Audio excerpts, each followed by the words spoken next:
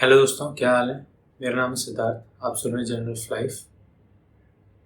मैं जानता हूँ काफ़ी एक लंबे अरसे के बाद हम कोई वीडियो रिकॉर्ड कर रहे हैं, but I guess this how life is, right, randomness. But तो एक मुद्दा जिसके बारे में कई सारे लोगों ने मुझसे पिछले कुछ दिनों में बात की है वो ये है कि what is the difference between a manager and a leader, right, and what would be the characteristics of perhaps an ideal leader or an ideal manager। तो इसको मैं संक्षेप में जितना अच्छे से समझा सकता हूँ प्लस अच्छे से समझाने की कोशिश करूँगा।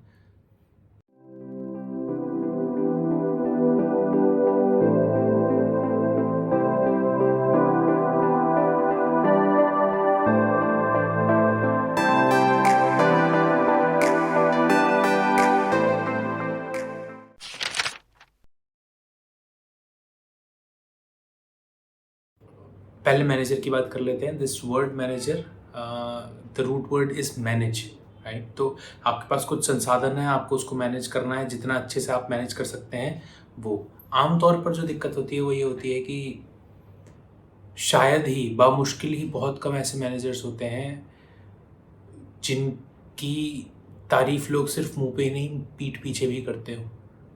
क्योंकि as far as I understand, and this needs to be understood very clearly, a manager cannot be a very good manager until he becomes a leader, and that is what the difference between a manager and a leader is।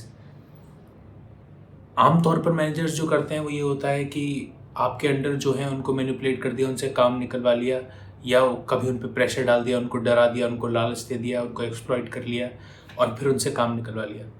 पर जो एक leader होता है, जो एक सही मायने में लीडर होता है, वो सिर्फ एक मैनेजर नहीं होता। वो मैनेजर होता तो है पर सिर्फ उतना नहीं होता। तो वो अपने ग्रुप के लिए एक इंस्पिरेशन भी होता है। आप उसे देख देख के आगे बढ़ते हैं। तो ही, जैसे मैनेजमेंट लैंग्वेज में कहा जाता है, ही वॉक्स द टॉक, राइट।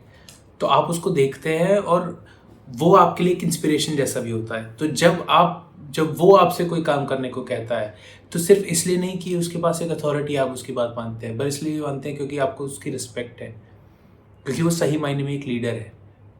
मैं जानता हूँ ये एग्जाम्पल बड़ा अजीब सा लगेगा, पर वो जो KGF में रॉकी का कैरेक्टर है, as anti social element he might be, as big a criminal as he might be, he is actually a leader. तो इसलिए वो लोग चाहे जितनी ही बुरी स्थिति में हो पर वो उसकी इज्जत करते हैं। क्यों? क्योंकि वो सिर्फ लोगों का शोषण नहीं करता, वो सिर्फ लोगों को इधर उधर जाके काम नहीं बताता, वो करके दिखाता है। और वो ये भी बताता है कि जो काम उससे नहीं हो पाएगा वो पक्का किसी और से नहीं हो पाएगा। तो वो जो लीडर है वो डोमिनेंट लीडर नहीं है, वो कॉम्पिटेंट लीडर है। ये फ़र्क समझना ज़रूरी है। हम सब अपने आप को हायरार्कीज़ में अरेंज करते हैं ना, तो वो जो हायरार्की की टॉप पे बैठा होता है वो दो कारणों से बैठा हो सकता है, तो कॉम्पिटेंस से या तो डोमिनेंस से। आमतौर पर जो मैनेजर्स जिनकी हम बुराई सुनते हैं, आप किसी भी बड़े फर्म के बाहर वाली घुंटी पे चले जाएं और वहाँ पे सिगरेट चाय पीते हुए लोग आपको अपने मैनेजर्स की बुराई करते हुए दिख जाएंगे। वो इसीलिए क्योंकि वो मैनेजर जो ऊपर बैठा है, more often than not would be sitting at the top of the hierarchy because of the position that he holds and not because of actual competence। And if in case he holds the competence, then people would generally actually respect him। तो manager का यही होता है कि उसके मुंह पे कोई उसकी बुराई नहीं करता, पीठ पीछे सब उसकी बुराई करते हैं। जो लीडर होता है वो लीडर की हायरार्की पर चढ़ता है अपने कॉन्फिडेंस की वजह से, अपने स्किल की वजह से।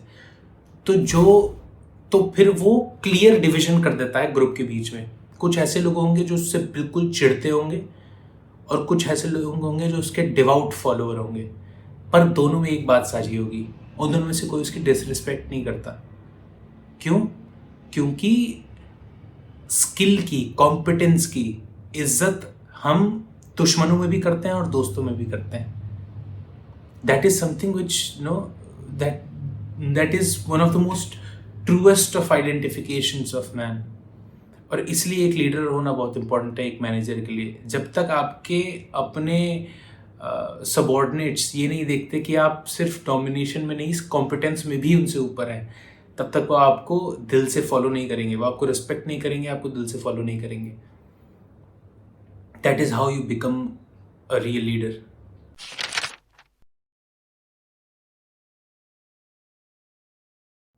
और फिर इतने सारे एग्जाम्पल तो हैं, आप ये सोचिए ना, the leader is an inspiration because he is actually a symbol of the subordinate's actual potential.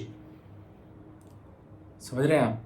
वो सबॉर्डिनेट अपना पोटेंशियल, अपना आइडियल देखता है उस लीडर में और इसलिए उसकी रिस्पेक्ट करता है। तो वो लीडर एक्चुअली एक सिंबल बन जाता है।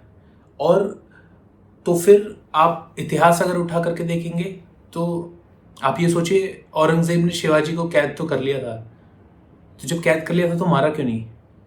मारा इसलिए नहीं क्योंकि Shivaji was not just the person, the body Shivaji, he was the symbol of the idea of a united India, and that is why Aurangzeb couldn't kill him.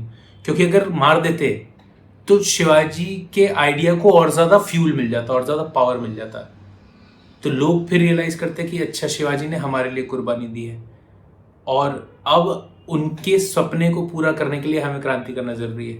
तो इसलिए औरंगजेब ये ज़रूरी समझता था कि ये जो शिवाजी जिस आइडिया के सिंबल है उस आइडिया को मारना ज़रूरी है।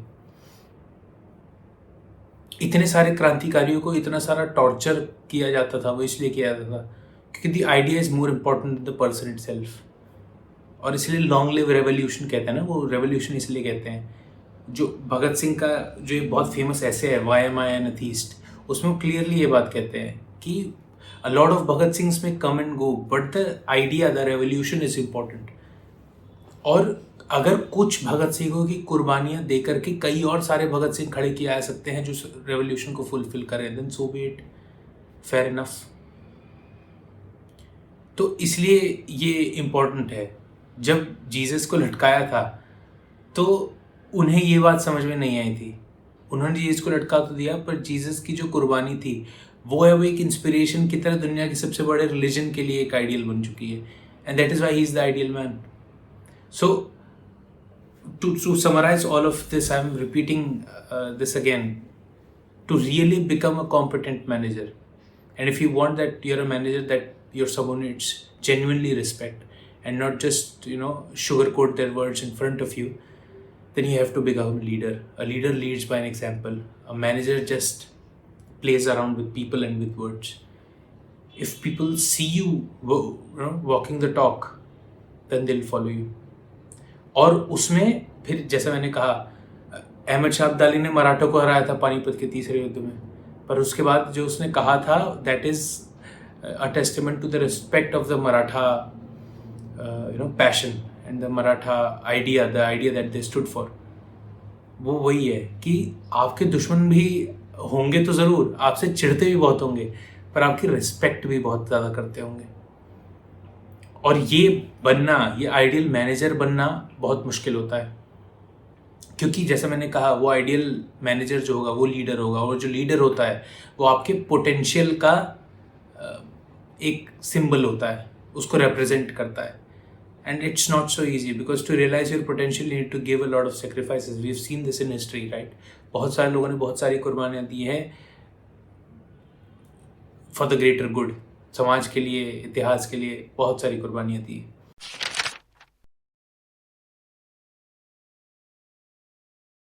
So on this note, I am reminded of this beautiful article, और वो आर्टिकल मुझे बहुत पहले से बहुत अच्छा लगता है, और मैं चाहूँगा मैं आराम से पढ़ूंगा, पर मैं चाहता हूँ कि आप इसको थोड़ा अपने दिमाग के गहरे तल पर बैठने दें, इसके बारे में थोड़ा सा कॉन्टेम्पलेट करें जब आप ये वीडियो देखना ख़त्म करें तो। Right, so this article says, ध्यान समझिएगा इसको, our deepest fear is not that we are inadequate, our deepest fear is that we are powerful beyond measure. It is our light and not our darkness that most frightens us.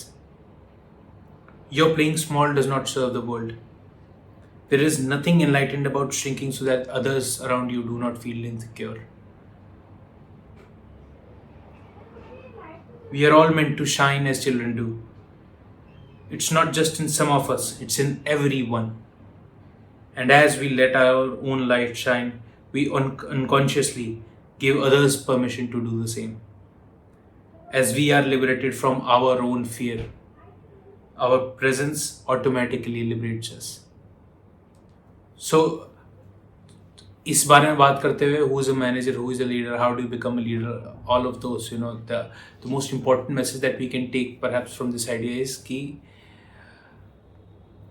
to become a leader you need to realize your own potential, and you do not realize your own potential until you get liberated from your most deepest fear.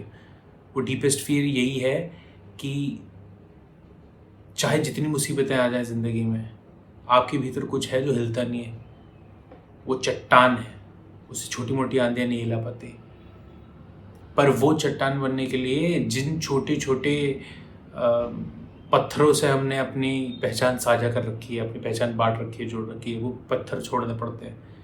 और उस क्षण में जब हम उन्हें छोड़ रहे होते हैं तब तो वो बहुत कीमती लगती है ना। तो ये कुर्बानी देना हमें इतना डराता है कि हम कभी अपना पोटेंशियल रियलाइज़ ही नहीं करते। पुराने तरीके के रिश्ते शायद छूट जाएँ, पुराने तरीके के ढर्रे छूट जाएँ, पुरानी पूरी जीवन शैली ही शायद बदलनी पड़ जाए, दुनिया को देखने का पुराना तरीका पूरा बदलना पड़ जाए। ये करना आसान तो नहीं है ना। हमने इन्हीं पे तो अपनी पूरी ज़िंदगी कायम की है। तो फिर आपने जो अपनी पूरी ज़िंदगी की आइडेंटिटी है, उसी को ही डिसॉल्व करना पड़ेगा अपने पोटेंशियल रियलाइज़ करने के लिए। That is why it is so terrifying. So yeah, that's that. You know, to be a competent manager, you need to be a leader, lead by an example, and then to lead by an example, you need to liberate yourself from your deepest fear. That is the only possible way. So I hope that this video helps to helps all of us to overcome our deepest fear. And फिर मिलेंगे किसी और video में, किसी और बात पर चर्चा करेंगे।